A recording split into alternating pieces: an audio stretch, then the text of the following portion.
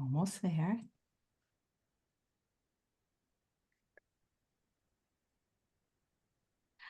Hey, everyone, and welcome to Chef AJ and Friends. Today, I am joined by Dr. Michael Klaper and Dr. Zach Burns of Moving Medicine Forward, and they will be discussing plant-based ideals through the ages. Please welcome them both to the show. It's nice to see you again.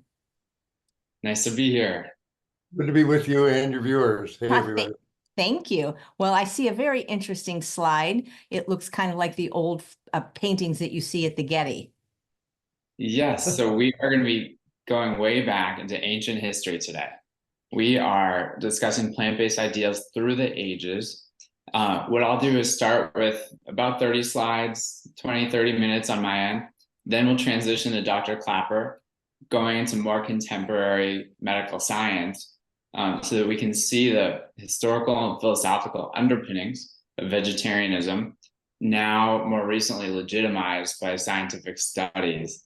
And you might think, what are these plant-based doctors doing? Is this just a bunch of vegetarian propaganda? Well, the thing is, there's a natural overlap, because as we've come to eat so much animal fat and protein, we see the health consequences. And so the welfare of animals, the welfare of the environment, and the prevention and reversal of chronic disease are one and the same. So we'll start to see that through from an historical perspective. And disclaimer, I'm no historian. I was a philosophy major though, and so I enjoyed putting this together for all of you. All right, so this title painting was done in about 1620, and it depicts Pythagoras. He's the older gentleman sitting down. And Pythagoras, as we'll see, was a known vegetarian advocate. All right, so we're going to see some ancient traditions and religions, and I'm not condoning any of these, and every doctrine, religion, and individual has their contradictions. But at the same time, there were some really important contributions in the history of vegetarian thought. We could start with Zoroastrianism. This is a quote from the Vestas, which is a major Zoroastrian text. And Zarathustra was the founder of that religion, which is considered the first monotheistic religion. Herewith, we now worship the soul of the cow and her fashioner, and we worship our own souls and those of the domestic animals which seek refuge with us, to whom they may belong and to who may belong to them. And we worship the souls of wild animals that are harmless. So what was novel here is Zarathustra's thought that animals have souls. So we don't have much other historical record of animals having souls until this. And souls were attributed to certain species, we should say, not every species. Okay, and Hinduism, around the same time, from the Bhagavad Gita, one is dearest to God, who has no enemies among the living beings, who is nonviolent to all creatures. So this is a central Hindu text. The irony is that progressive millennials in India today are protesting against Hindu nationalism by reverting to eating animals. And so we start to see how diet and politics are very enmeshed, and that may not be going away. Jainism. Yes. I'm sorry. Dr. Burns, if I can contribute a thought or two. As Dr. Burns said, what are these doctors mucking around with Zoroastrianism philosophy here and all that? But it goes to the heart of being a physician. We are deeply connected with life, and we are deeply moved by suffering. And the specter of death is always around us. As when we walk into a hospital, we pick up a phone and talk to a sick patient. The death, lingers in the atmosphere there, and it's in the archetypal enemy of the physician is to fend off death, and there's that archetypal protection instinct in the soul of every physician. If you're on your porch and you see a little 6-year-old girl on her bike and she falls off her bike and she scraped her knee and she's crying, that part of you that wants to rush out and scoop her up and hold her in your arms and comfort her, that's profound in every physician. And when doctors back then, 500 BC, ancient times there, animals were being slaughtered in plain view every market day. Death was, and the suffering these animals went through was very evident. And I'm sure it tore at the heart of physicians back then. And even then, this quote you saw from Zoroaster, that the wild animals, they're innocent. All the creatures, they're innocent creatures. And there's such a fundamental injustice there that, again, tears at the heart of every physician. So this is an ancient response that we doctors have to deal with. And every doctor who eats meat has to close the door in their hearts to that reality that some animal was slaughtered to put that meat on the table.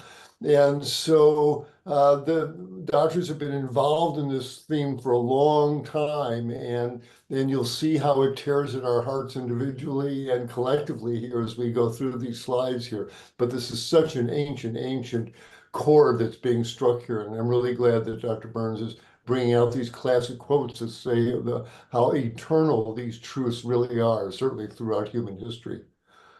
Okay, Dr. Burns, proceed. Important context. Thank you. So Jainism, around the same time, this is from Mahavira, who is a Jain, one of the founders. Do not injure, abuse, oppress, enslave, insult, torment, torture, or kill any creature or living being. Life is precious.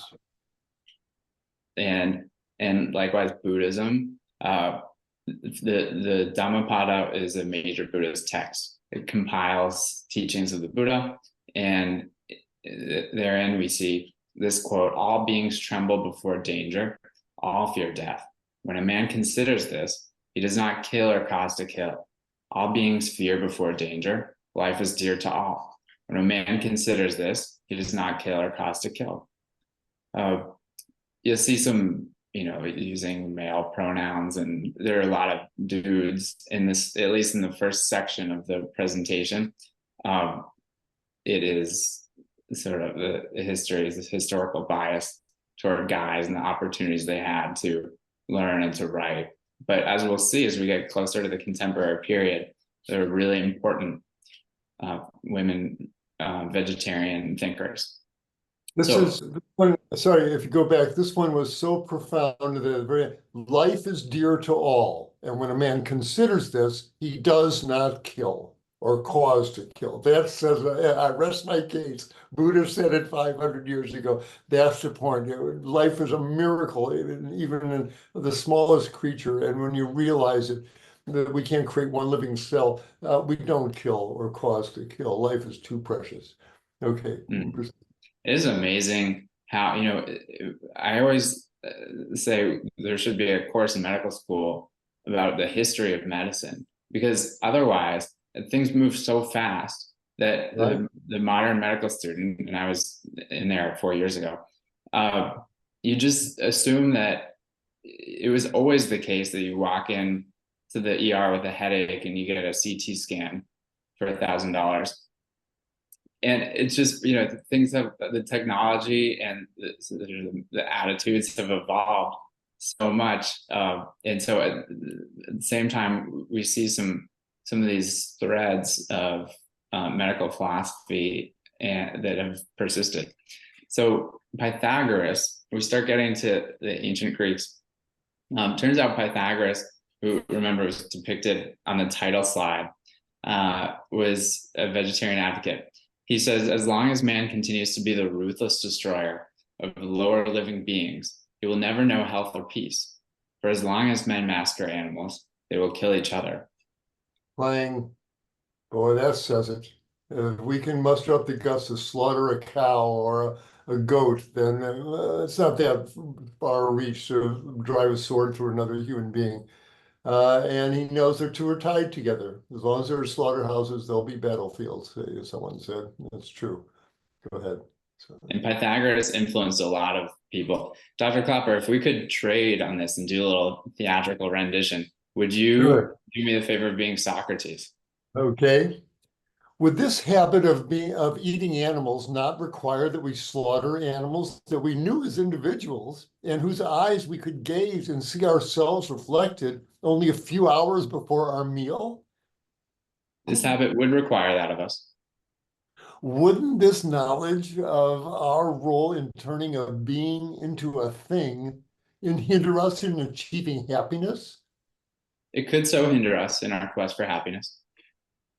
And if we pursue this way of living, will we not have need to visit the doctor more often? Even that he knew. Yeah. We would have such need. If we pursue our habits of eating animals, and if our neighbor follows a similar path, will we not have need to go to war against our neighbor to secure greater pasturage? Because ours will not be enough to sustain us, and our neighbor will have a similar need to wage war on us for the same reason? We would be so compelled. Would not these facts prevent us from achieving happiness, and therefore the conditions necessary to the building of a just society if we pursue a desire to eat animals? Yes, they would so prevent us. Boy, they made that connection back then. You know, this is not happening in a vacuum. War is about getting more land to graze your animals. That's the primary source of the injustice. Sure. Go Isn't it ahead. amazing that some of the same issues in terms Same of as- resource intensity were Ah, happening in classical Greece? This is over 2,000 years ago. hmm. So now we've moved to Taoism, which was happening concurrently in China. And this is Zhuangzi, who's one of the founders. And he says the more knowledgeable there is, the more knowledge there's of bows, crossbows, hand nets, stringed arrows, and snares, the more the birds in the sky above are thrown into confusion. The more knowledge there is of hooks, bait, nets, throw nets, pull nets, and basket traps, the more fish in the water below are thrown into confusion. The more knowledge there is of palings, pitfalls, rabbit nets, and gins, the more the animals in the marshes are thrown into confusion. The more varieties of cunning, deception, slipperiness, talk of hard and white, prevarication, claims of identical and different there are, the more the common people will be deluded by disputation. So I just want to translate. I was looking into the hard and white theme, and he's referring, it seems, to the yang of yin and yang. So that's the hard and white, whereas the black part is soft and black. And so if we don't understand balance, if we're as he says, too cunning and deceptive, and we're not being sort of clear and comprehensive, then we get confused. We do, and the animals do, when we interfere with ecology. Seneca, back to now in Rome, turn of the millennium here. I now turn to you, whose insatiable and unfathomable gluttony searches every land and every sea.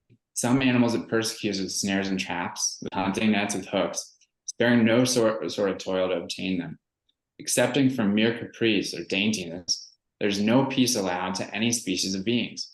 Yet how much of all these feasts, which you obtain by the agency of innumerable hands, do you even so much as touch your lips, satiated as they are with luxuries?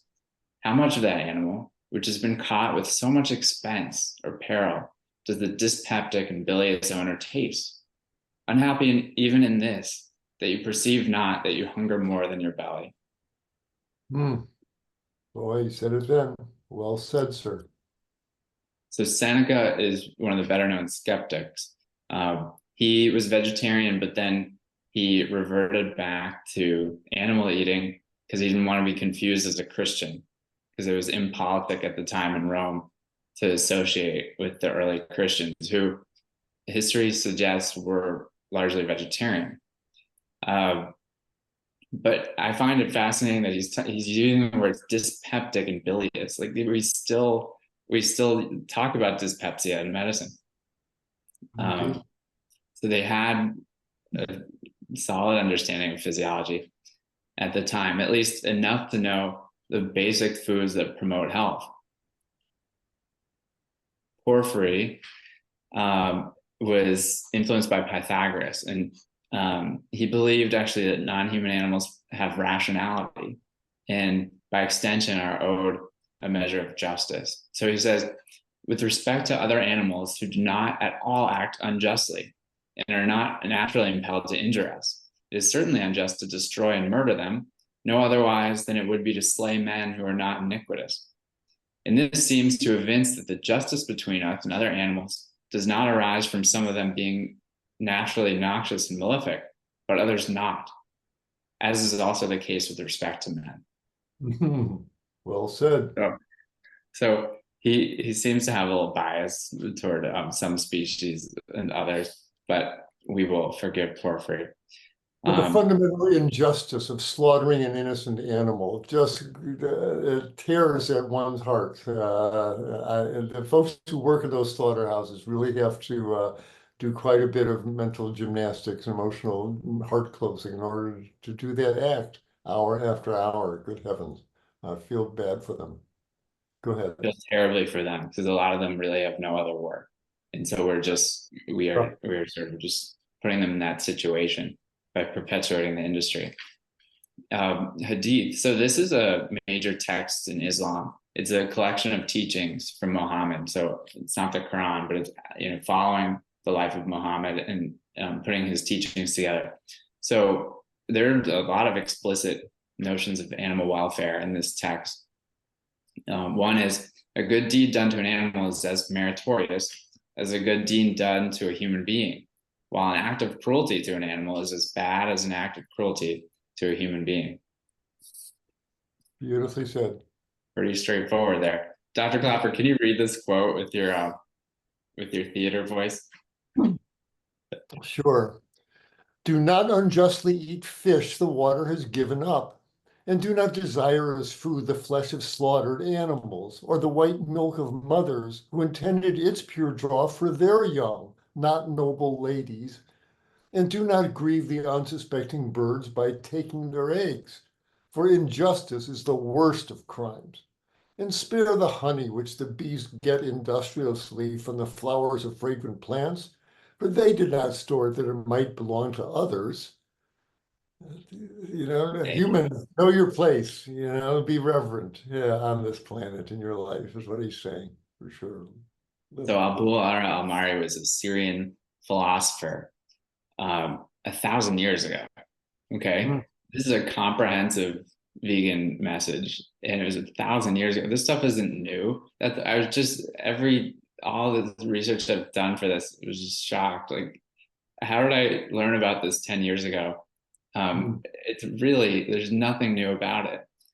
We'll see, these common threads, and we'll start to think about why it hasn't become mainstream, but how it yet will. So moving forward to Moses Maimonides, who is the Jewish philosopher in Spain. He says there's no difference between the pain of humans and the pain of other living beings, since the love and tenderness of the mother for the young are not produced by reasoning, but by feeling. And this faculty exists not only in humans, but in most living beings. Well said, Moses.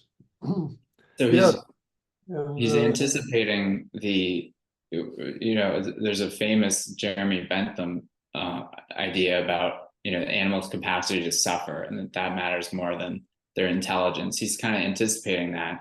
This is about feeling. It's not about reasoning. So you don't have to be able to do, advanced logic to warrant moral consideration. Question is not, can they reason? The question is, can they suffer? Absolutely. St. Francis, welcome. St. Francis was about 30 years ago deemed the patron saint of ecology. So he's famous for his connection to the animals and the environment. He says, if you have men who will exclude any of God's creature from the shelter of compassion and pity, you will have men who deal likewise with their fellow men. Well, 1,000 years after Pythagoras said it, he's saying it here. It's the same chord, same old song. And it turns out that St. Francis was an affluent Italian. He kind of liked to party. And then he got thrown in jail for ransom. Someone wanted him and his family to pay for his release. And while he was in jail, he had this revelations on Christianity and also on ethics toward animals.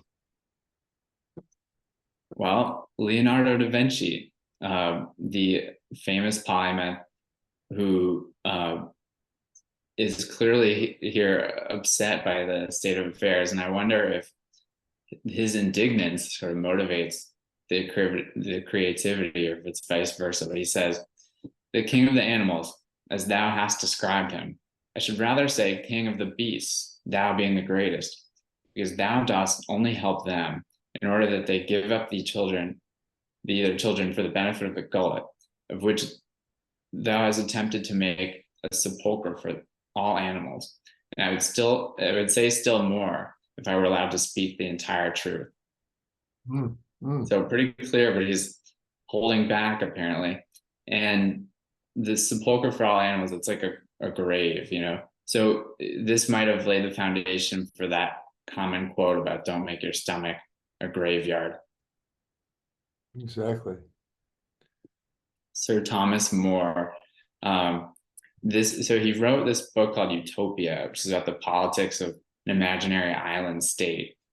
And he talks about, well, let's see, slaughtering our fellow creatures gradually destroys the sense of compassion, which is the finest sentiment of which our human nature is capable. Man, that should be on highway billboards and TV commercials. That really, again, says everything you need to know in one sentence about why we should be a planty society, no doubt. Yeah, I was struck by that. You know, he's not just saying we have the capacity for compassion. He's saying compassion is actually one of our greatest assets. Absolutely. Well said, Thomas. Michel de Montaigne. Okay, this is a French statesman and writer. He had an influential piece called the Essays. It's a compilation of essays. And he says here, there's nevertheless a certain respect, a general duty to humanity, not only to beasts that have life and sense, but even to trees and plants. We owe justice to men and graciousness and benignity to other creatures. There is a certain commerce and mutual obligation betwixt them and us. Here you have this tight white European guy saying that it's all connected. It's a really Zen Eastern philosophy he's expressing here. That we're all life is connected, and it's a beautiful thing to say. And we should honor that, is what he's saying, of course. And if anyone needs a Halloween idea, you could think about de Montaigne's outfit there. Really? So Thomas Moffat. So he's an English physician, and he was in the hygienics tradition. He has a book called Health's Improvement, and says, can civil and human eyes yet abide the slaughter of an innocent beast, the cutting of his throat, the smashing him on the head, the flaying off his skin, the quartering and dismembering of his joints, the sprinkling of his blood, the ripping up of his veins, the enduring of ill savors, the heaving of heavy sighs, sobs, and groans, the passionate struggling and panting for life, which only hard-hearted butchers can endure to see? He thought and said something about it. Hey, Homo sapiens, what a species. Go ahead. 500 years ago. John Evelyn, this guy, this was an English writer, and he lived out in the countryside and wrote a vegan cookbook. He was like the proto chef AJ, and he here has an ode to cucumbers from that book, and he says, cucumber, though very cold and moist, the most approved salad, by which he means like salad alone or in composition, of all the vinaigrettes, to sharpen the appetite and cool the liver, and if rightly prepared, this is by rectifying the vulgar mistake of altogether extracting the juice, in which it should rather be soaked. Nor ought it to be over-oiled, too much abating of its grateful acidity, and palling the taste from a contrariety of particles. Let them therefore be pared and cut in thin slices, with a clove or two of onion to correct the crudity, macerated in the juice, and often turned and moderately drained. Now, there's Really someone who respects the comprehensive. cucumber. I like it. Anybody who respects the cucumber that much. All right. And note that he advised restraint on oil. Yes, look at that, even then. Philippe Paquet. So this is a French physician who himself struggled with. Was it him? No, it was. I'm going to come back to that. But Hackett developed a theory of digestion and understood that plants were more readily digestible. He says it's incredible how much prejudice has been allowed to operate in favor of meat, while so many facts are opposed to the pretended necessity of its use. Yes. Look at that. We have no need for animal flesh, and he said it back then. That's wonderful. Should have listened. And the cultural prejudice toward eating meat, this one really resonated. I mean, it's like the facts are pretty clear, and it's sort of things that are intangible, things other than facts, that have kept us in this system. George Granville, he's an English politician and playwright, says so this is from the perspective of a wild boar. Okay. You murder us in sport, then dish us up for drunken feasts, a relish for the cup. We lengthen not our meals, but you've much feast. Gorge till your bellies burst. Pray, who's the beast? So when you put yourself in another species' shoes, right, you're displaying empathy, which seems to, this is requisite to thinking about the experience of other conscious beings. George Chain. So he was a physician in Scotland who himself struggled with obesity and became vegetarian to cure himself, publishing the popular essay on health and long life, and then recommending that his patients quit meat and alcohol in favor of plant-based foods and exercise. Dr. Klaper, you want to read this quote? At what time animal food came first in use is certainly not known. It's not certainly known. He was a bold man who made the first experiment to see the convulsions, agonies, and tortures of a poor fellow creature whom they cannot restore no recompense, dying to gratify luxury and tickle callous and rank organs, must require a rocky heart and a great degree of cruelty and ferocity. I cannot find any great difference between feeding on human flesh and feeding on other animal flesh, except custom and practice. Phew. And I must admit, you go through the meat department of the supermarket, it looks like the pathology department at the veterinary school. And you see all these ribs and femurs and backbones, and it looks, not that big a jump to human bodies there. It's hopefully people will start seeing it more the truth of it all. He did, Dr. Shane. Thank you. Voltaire, the French satirist. And it turns out that Voltaire was influenced by Hindu philosophy. So he says, answer me, you who believe that animals are only machines. And he's kind of responding to Rene Descartes, who says animals are basically machines without feelings. He says, has nature arranged for this animal to have all the machinery of feelings only in order for it to not have any at all? Really? Thank you, Voltaire, for pointing that out. When Descartes says, they're just little automatons, those screams you hear are just like a clock spring unwinding. They have no real feelings. And people believe that. And here's finally Voltaire calling it out for this outrageous blindness that it really is. They've got adrenal glands and spinal cords and eyes, and they run away from pain. Are you telling me that they do not have feelings? What are you talking about? Thank you, Voltaire, for the sanity. Thank you, indeed, Voltaire. And Benjamin Franklin, you might recognize him from a certain bill. Ironically, so he was vegetarian and then kind of reverted to eating meat, but he makes fun of himself for it. And so this is a separate quote. He says, "So convenient a thing it is to be a reasonable creature, since it enables one to find or make a reason for everything one is a mind to do." So he says that referring to himself when he kind of relapsed to eating animals. So here he says, "Hitherto I had stuck to my resolution of not eating animal food, and on this occasion I considered the taking every fish as a kind of unprovoked murder, since none of them had or ever could do us any injury that might justify the slaughter." So, free thinker here. The pattern is that people over history who have had the opportunity to really think and think freely almost inevitably reach this conclusion about our relation to other beings. Okay, so Bronson and Louise Malcott.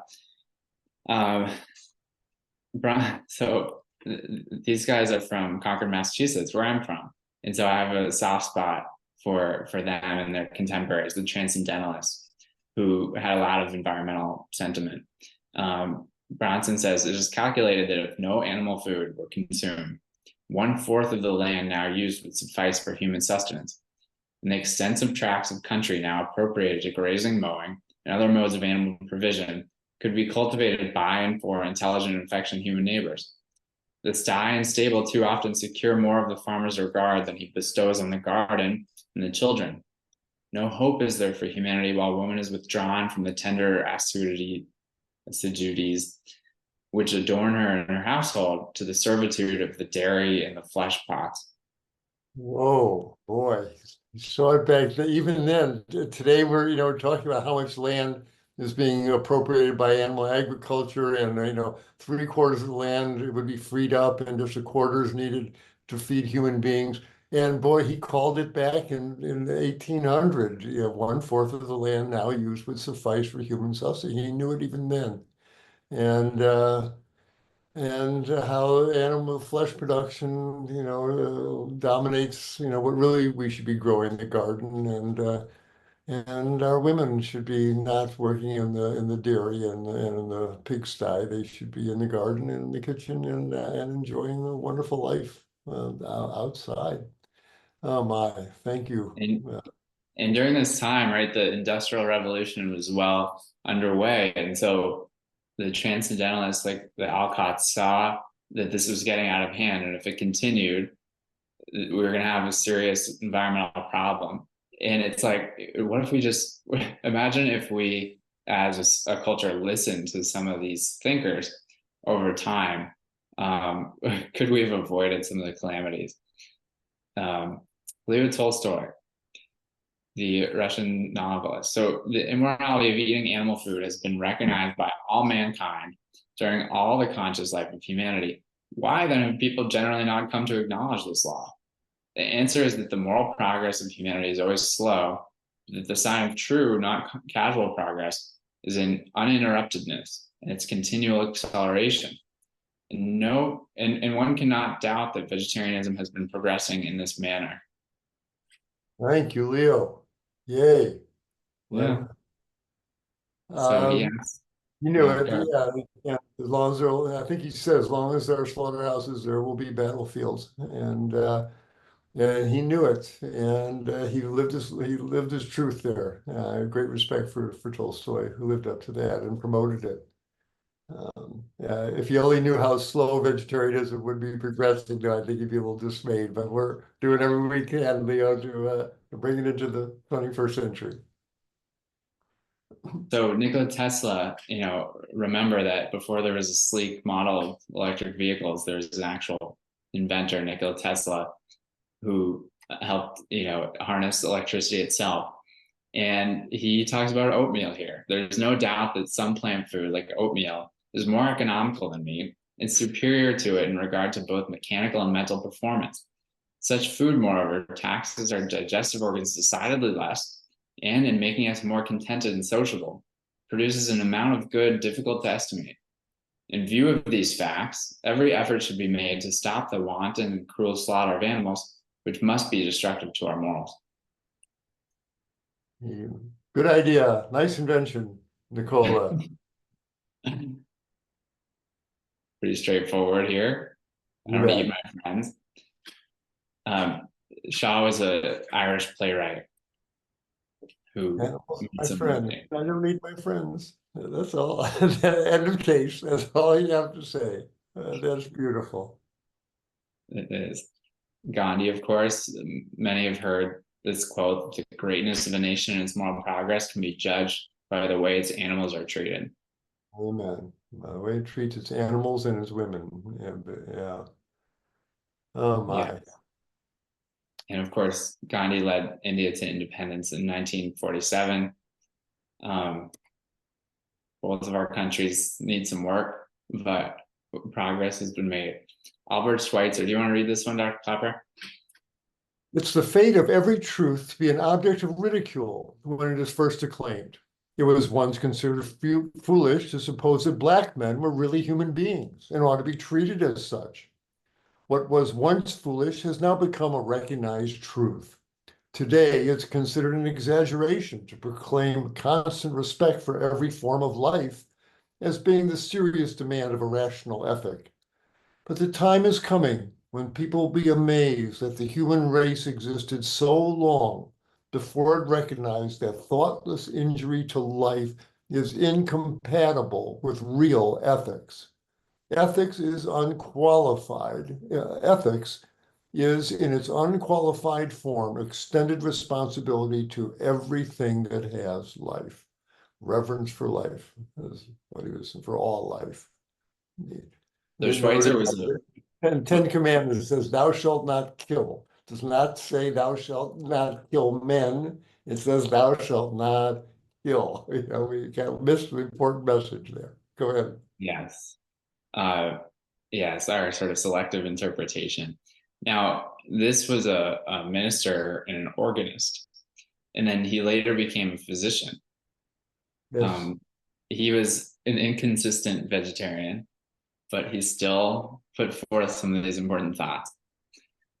Moving into the 20th century, so Cesar Chavez, he's a labor organizer, a Mexican-American man.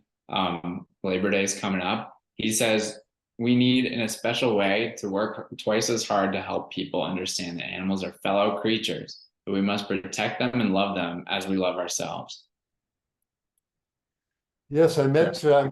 He gave me a ride up to his home in Tehachapi one evening, and we had a lovely talk. And he really lived it. He was a true vegetarian and just a truly gentle man. And the two are, it's inconsistent, incompatible to, if you're truly gentle, to still pay for the slaughter of animals. There's an incompatibility there that he was finally at home with.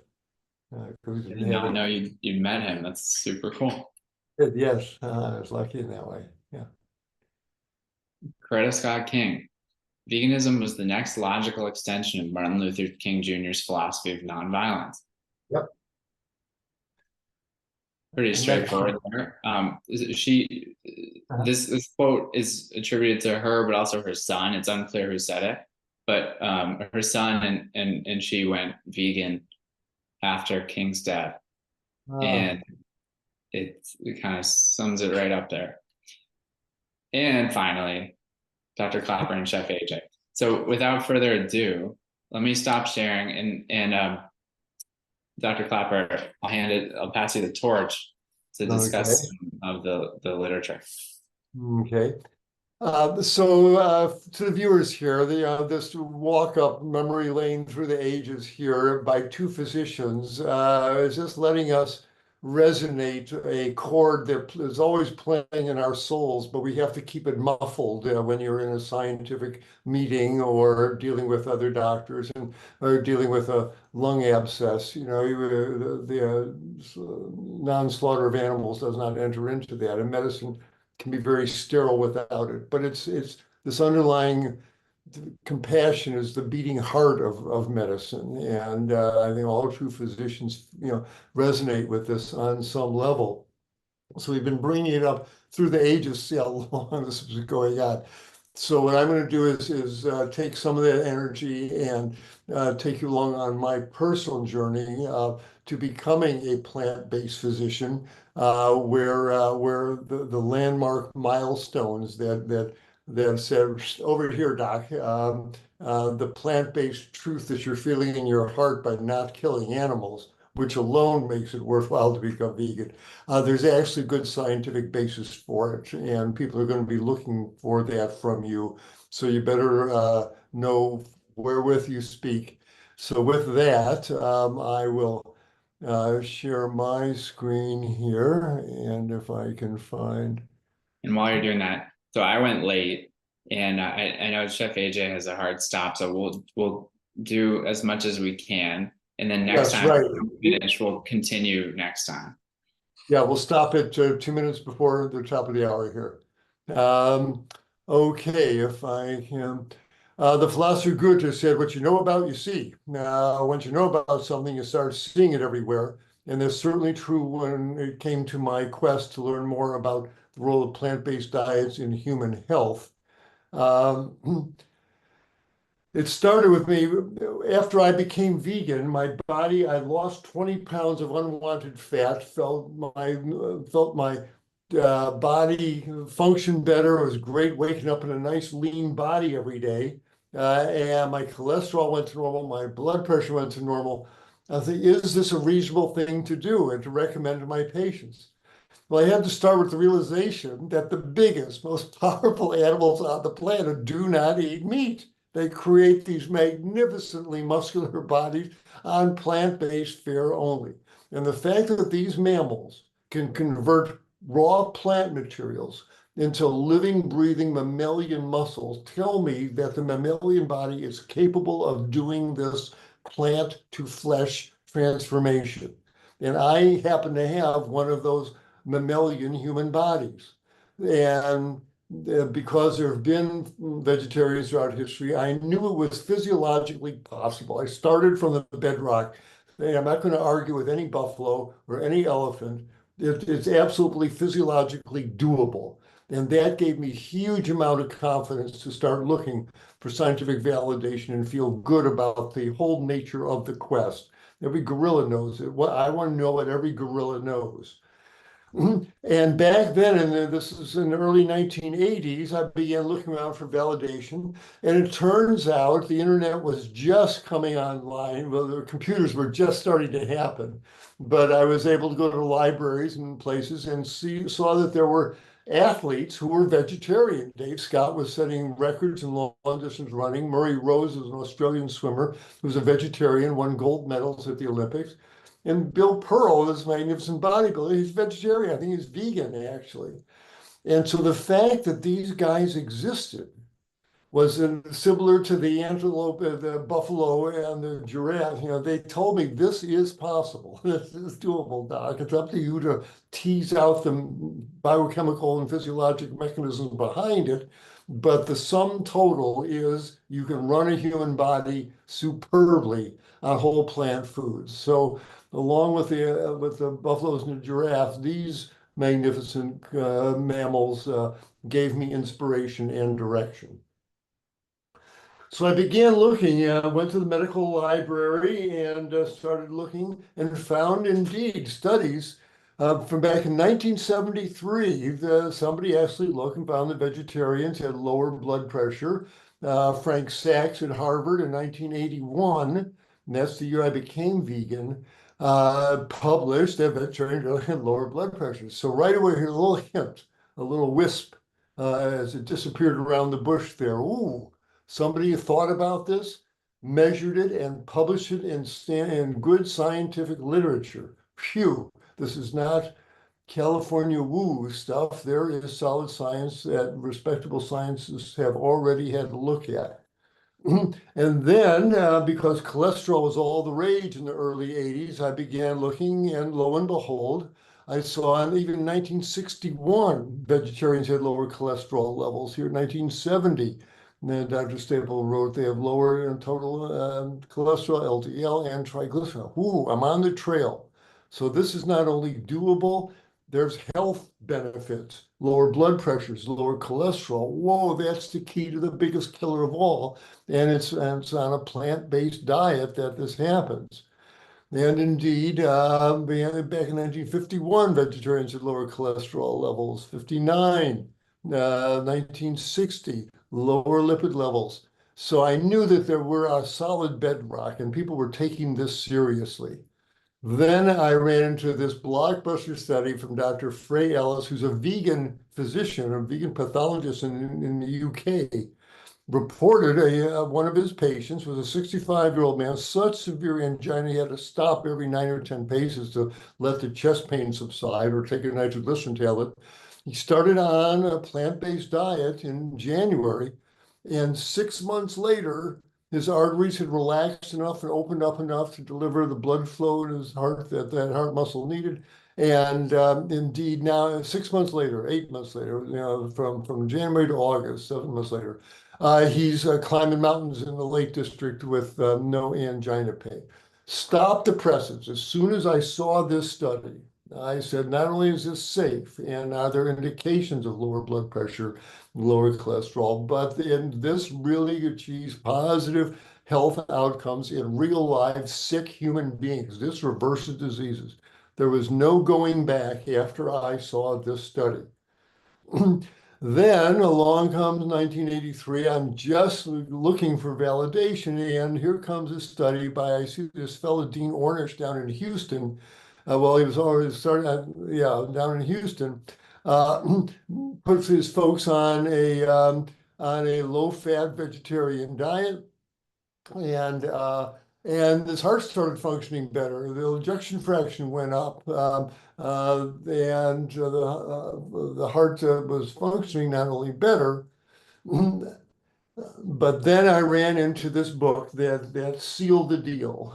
John McDougall, a pioneer in nutritional medicine, wrote, I think, his greatest book. It's really been overlooked here, but with McDougall's medicine, he takes the major diseases, high blood pressure, diabetes, kidney disease, osteoporosis, and he looks at it through the lens of not only nutrition, but plant-based nutrition. And when I read that again, no going back. Here's another legitimate physician espousing disease reversal through plant-based nutrition. Now I've got a colleague, now I got a wingman who's going to be with me as I go on my plant-based journey. A couple of years go by, and I'm still, coming out of my chrysalis here. And in 1990, here's Dean Ornish publishing his lifestyle heart trial, where he actually did before and after coronary arteriograms, and documented that the average narrowing of the coronary arteries regressed. Never saw that word when it came to heart disease. And it actually opened up where in the folks on the standard regular diet, their narrowing progressed. Well, now clang, clang, for whom the bell tolls here.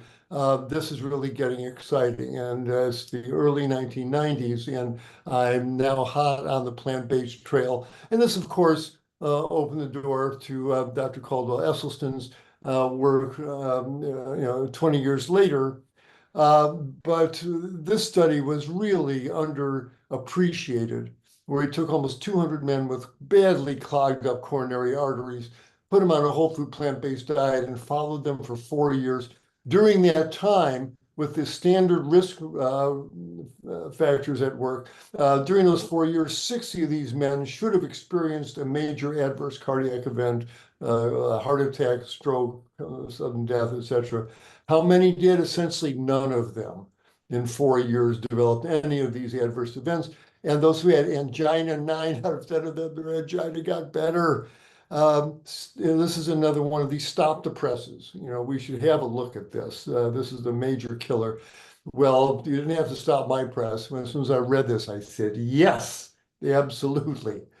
And when I saw his arteriogram images that he published, where the plaques that are encroaching into the blood flow channel after 29 months on a plant-based diet melt away, and this artery turns into that artery, again, fist in the air, yes, this is the real deal. And that opened the door to now many, many studies now validating the reversibility of well, I didn't want that to happen, of, of plant-based, cardiovascular disease in the face of plant-based nutrition. High blood pressure, heart failure, kidney failure, they all get better. And we can go into these, but no need. But those early studies sharpened my eye to find studies like this showing that a plant-based diet will benefit all these diseases. Now, it's hard to open a medical journal without some validation of this. Then, back in 1985, I run into Olaf Lindahl's study for his asthmatic folks, that he put them on a plant-based diet.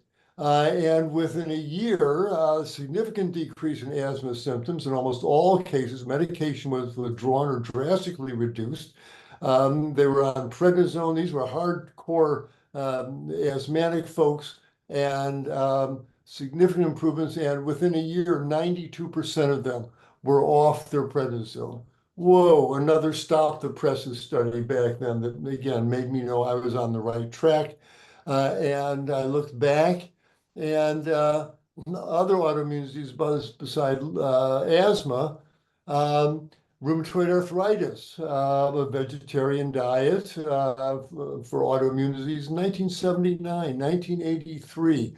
Dr. Panish, adopting a vegetarian diet might be beneficial from autoimmune disease. And when I realized what sloshes through the intestinal tract and the bloodstream after every meat-based meal, when you stop that, things get better. And I was so grateful in 1991 when I saw Jens Kelsenkrog's study about folks with rheumatoid arthritis. 27 folks, he took them out of their kitchens and brought them to a health farm, did a 7-day fast, and then put them on a vegan diet for 3.5 months. Well, after 4 weeks, everybody was better here. The number of tender joints was better than the control group. The Ritchie's index, the number of swollen joints, pain score, duration stiffness, grip strength, and the blood tests all got better. C-reactive protein, the inflammatory markers. And guess what? Those who maintain the plant-based diet, the improvements were still benefit a year of, that was still a benefit and present a year later. And published a study, here's the fast, and you see all the inflammatory markers. You see this initial drop, and it stays low. Here's the 13 months. A year later, these markers are still low. Here, the white blood cell count, the sedimentation rate, it's all markers of inflammation. And then of course, that sharpened my eye for these other studies that clearly show improvement with plant-based diets, and culminating in Dr. Brooke Goldner's wonderful program on reversing autoimmune disease with plant-based diets and green smoothies. And the gut wall, of course, folks who eat plant-based diets, their gut flora produces more of this butyrate molecule that heals the gut wall. And so folks with Crohn's disease, the gut wall gets healthier on a semi-vegetarian diet. I got the respect that nutrition studies are hard to do. They have to run for years. And you can't do a double-blind study. People know what they're eating. And they've got to continue to do a true scientific study. They have to eat the same foods every day for years. Nobody does that. Who's going to fund this big broccoli? There's other ways to evaluate nutritional studies, which I don't have time to go into, called the hierarchies of evidence. I urge you to go to the True Health Initiative website and learn more about that.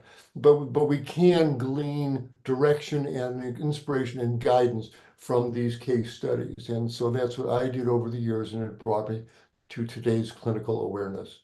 And that brings us pretty much to the end of today's podcast with AJ. So I'll return it back to AJ and Dr. Burns. Thank you. Thank you so much. This was really interesting. People are commenting. We do have a few doctor type questions. So maybe next month when you come back, which is going to be a little bit later, it's going to be at 11 a.m. on Friday, October 4th. You can finish this wonderful presentation and answer a few of the medical questions.